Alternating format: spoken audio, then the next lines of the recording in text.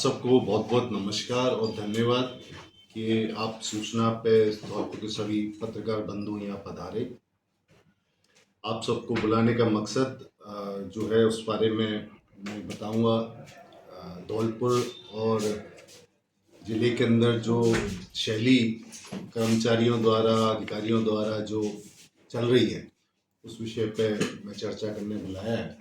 उस पर बात आगे बढ़ाऊं उससे पहले मैं दुख की संवेदना देना चाहता हूं कि अब मुझे अभी पता पड़ा है कि जो कुछ दिन पहले संदीप शर्मा जो सिपाही गुजरा था एक्सीडेंट में, उनकी मिसेज ने जो तो मैं अपनी तरफ से अपने संवेदना परिवार को देना चाह रहा हूं। आज की इस वार्ता का उद्देश्य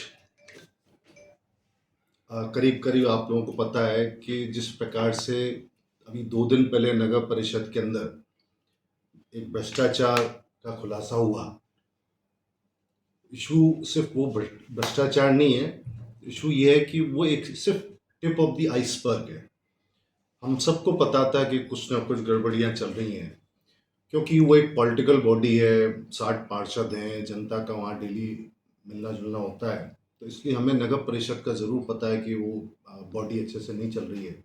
लेकिन मेरे ख्याल से करीब करीब जो सूचनाएं मेरे पास आती हैं, ऐसा कोई विभाग नहीं बचा जो भ्रष्टाचार से अछूता हो। जो ईमानदार कर्मचारी होते हैं वो फ्रस्ट्रेट हो जाते हैं, ट्रांसफ़र को पनिशमेंट पोस्टिंग की तरह इस्तेमाल किया जाता है, कोई सिस्टम नहीं है, कोई रोक टोक नहीं है। मुझे ताज्जुब होता है इस बात का, जो चुने हुए प्रतिनिधि हैं जनता द्वारा वो कोई नहीं बोल रहे। मैं 2 दिन इंतज़ार कर रहा था कि किसी प्रतिनिधि द्वारा कोई बयान आएगा, कुछ विरोध दर्ज किया जाएगा, लेकिन अभी तक किसी रिस्पेक्टेबल जितने भी यहाँ के नेता हैं, किसी ने अपना कोई बयान नहीं दिया, कोई विरोध दर्ज नहीं कराया, कोई प्रतिक्रिया नहीं आई। मुझे ताज्जुब हो रहा है कि चुने जाने के बाद आज वो घर बैठे हुए हैं। सही मायने में प्रतिनिधित्व तो जनता का उनके द्वारा किया जा रहा है। मैं चिंता जाहिर करना चाहता हूँ कि जिस प्रकार से हम चल रहे हैं, क्या इसी प्रकार से चलता रहा तो एक आम आदमी का क्या होगा।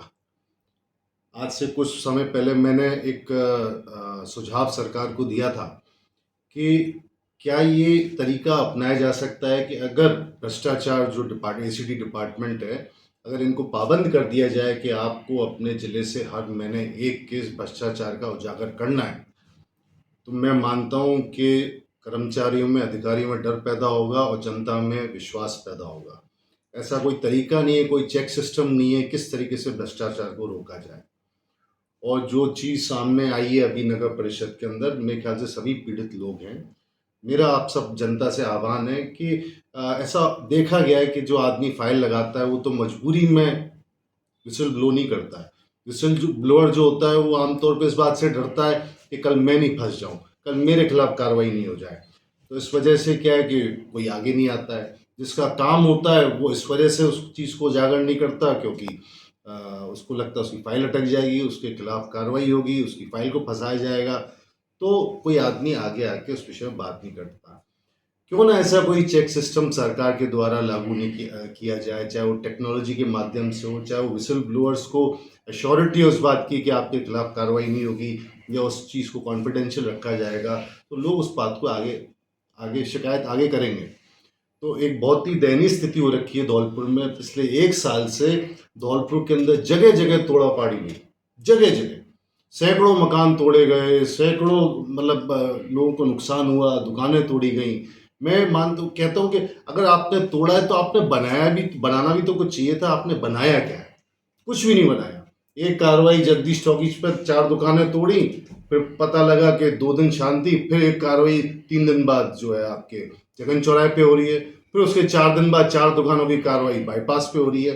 किसी भी एक सेक्टर को ऑर्गेनाइज तरीके से नहीं उठाया गया कि लाओ अगर हम जगदीश टॉकीज पे कार्रवाई कर रहे हैं तो पूरी तरीके से जगदीश टॉकीज चौराहे को ऑर्गेनाइज करके वहां से हटे। इससे ऐसा लगता है कि दोषपूर्ण कार्रवाइयां हो रही थी, जहां से कोई आदमी शिकायत करे उसी के खिलाफ कार्रवाई हो रही थी।